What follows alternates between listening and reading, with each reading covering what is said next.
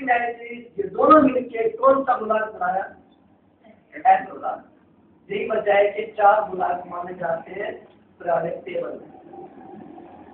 ठीक। और उसके बाद अक्सरियत में जो एलिमेंट यानी 8, 9, 10 फर्स्ट ईयर सेकंड ईयर में जो यूज किए जाते हैं एलिमेंट या बीएस लेवल तक भी मुझे 1A 2A 3A 4A 5A 6A 7A 8A और ट्रांजिशन एलिमेंट की ऊपर वाली सीरीज बस। और आपके सिलेबस में सिर्फ S और इसमें से कुछ एलिमेंट्स हैं, जिससे हेलोजन्स ग्रुप हो गया, फ्लोरीन, क्लोरीन, ब्रोमीन, आयोडीन, एस्टर्टीन, ये कुछ है। इसके अलावा carbon, oxygen, sulphur, phosphorus, aluminium, उनको भी सिलेक्टिव एलिमेंट जो इम्पोर्टेंट है आपके सिलेबस में कंसिडर किए गए। ठीक। अब एक बात जहाँ पे आपको समझना जरूरी होगी कि 1A ग्रुप में और 2A ग्रुप में जितने भी S ब्लॉक के एलिमेंट्स हैं इनको क्या कहते हैं?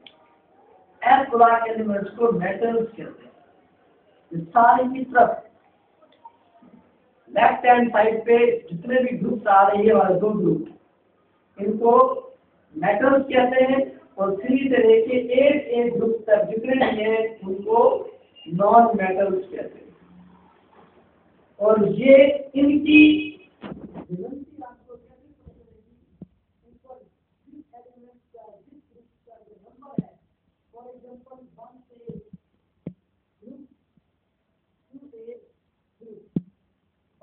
जितने भी एलिमेंट्स आ रहे हैं उसको हम बोलते हैं कि इन एलिमेंट्स के आउटर मोस्ट शेल यानी आखिरी शेल में एक इलेक्ट्रॉन बचा है। तो पता चला कि जिन एलिमेंट्स के आउटर मोस्ट शेल में जितने इलेक्ट्रॉन बचे हैं उनको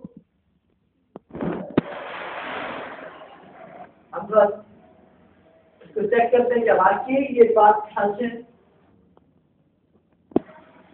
1A ग्रुप में कौन सा आ रहा है? सबसे पहले hydrogen, lithium, sodium, potassium, rubidium, caesium and francium. ठीक। एटॉमिक नंबर हाइड्रोजन का 1 है, लिथियम का 3 है, सोडियम का 11 है, पोटाशियम का 19 है, रोबिडियम का 37 है, सीजियम का 55 एंड फ्रेंशियम का 87। ठीक। इसको हम इनके एलिमेंट चेक करते हैं। इलेक्ट्रॉन नंबर 1 लिक्विड पर आया, लिक्विड के अंदर पूरा का पूरा चार्ज पॉजिटिव होता है। क्यों होता है? लिक्विड के अंदर प्रोटॉन और न्यूट्रॉन होते हैं। प्रोटॉन और न्यूट्रॉन। प्रोटॉन पे पॉजिटिव एंड न्यूट्रॉन पे न्यूट्रल, इस पे कोई चार्ज नहीं होता।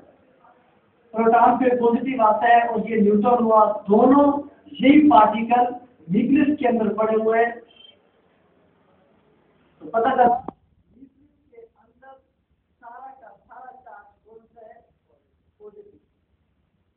न्यूक्लियस के बाद ऑर्बिट शुरू होती है। पहला ऑर्बिट जिसको कहते हैं K, दूसरा ऑर्बिट L, तीसरा ऑर्बिट M, इस आगे बढ़ते हैं। लेकिन हम बात किसकी कर रहे हैं? ये एलिमेंट 1A ग्रुप में आउटर मोस्ट आखिरी शेल में एक इलेक्ट्रॉन होगा, हाइड्रोजन का एटॉमिक नंबर 1। तो इसको जब मैंने शुरू में रखा, पहले ऑर्बिट पे एक इलेक्ट्रॉन, पहले ऑर्बिट पे एक इलेक्ट्रॉन। अब क्योंकि उसका एटॉमिक नंबर ये है, जितना एटॉमिक नंबर होते हैं उतना ही उसका इलेक्ट्रॉनिक उतना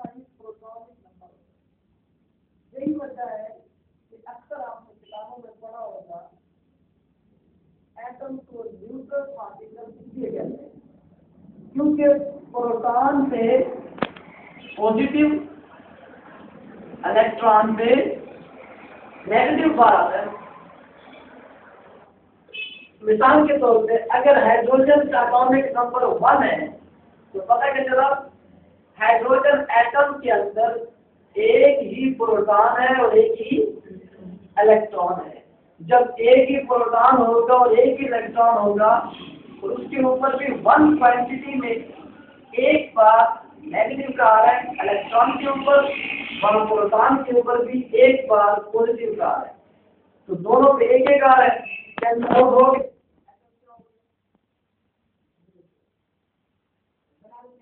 इलेक्ट्रॉन कैसे होता है, प्रोटॉन न्यूट्रॉन न्यूक्लियस के अंदर होता है।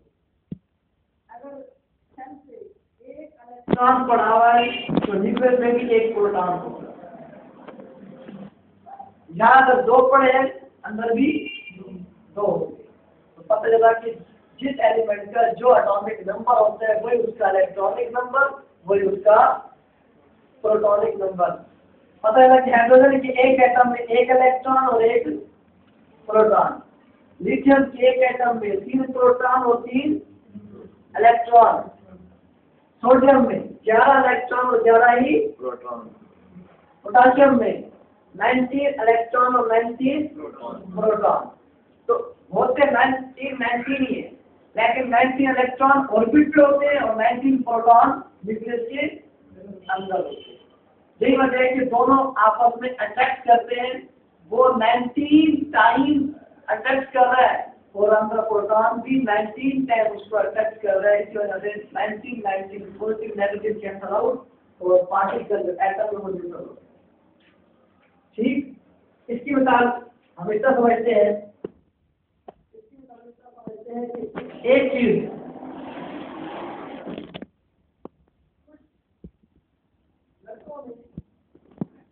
या कहीं पे 2 टीम्स बना दी जाए और उसमें आगे गेम खेलो रस्सा किसी वाली।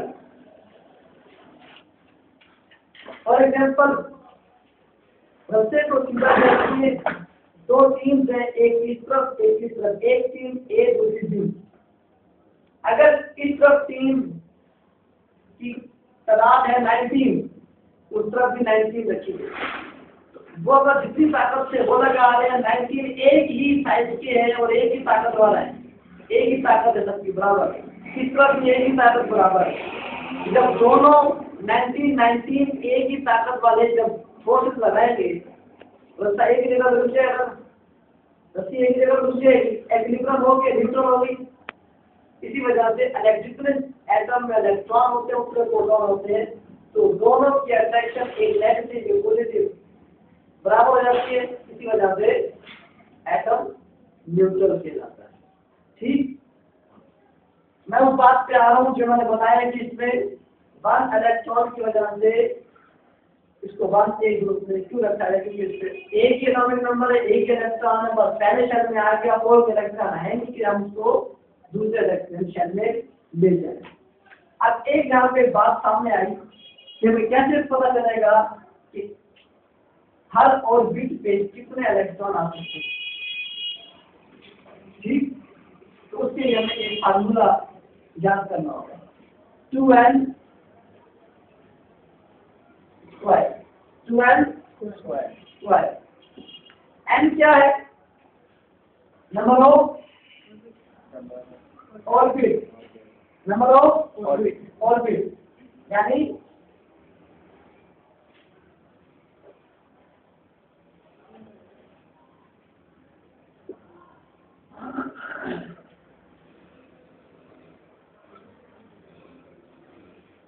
Number of orbit. अगर मैं 1 ऑर्बिट रखता हूं इस फार्मूले में, इसको सोल्व करते हैं, 1 को 2 टाइम्स मल्टीप्लाई करो, 1 आया, 2 1 का पता क्या चला, पहले ऑर्बिट में कितना इलेक्ट्रॉन आ सकते हैं, 2 आ सकते हैं। इसी तरह दूसरे ऑर्बिट की बात करते हैं, यहाँ 2 रखेंगे, 2 को 2 टाइम्स किया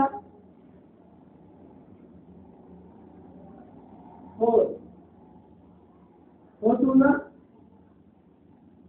8। यानी दूसरे ऑर्बिट में कितने आ सकते हैं? 8। ठीक, इसी तरह ऑर्बिट 3,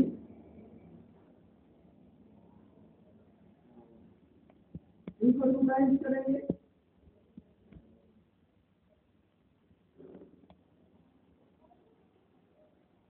9 2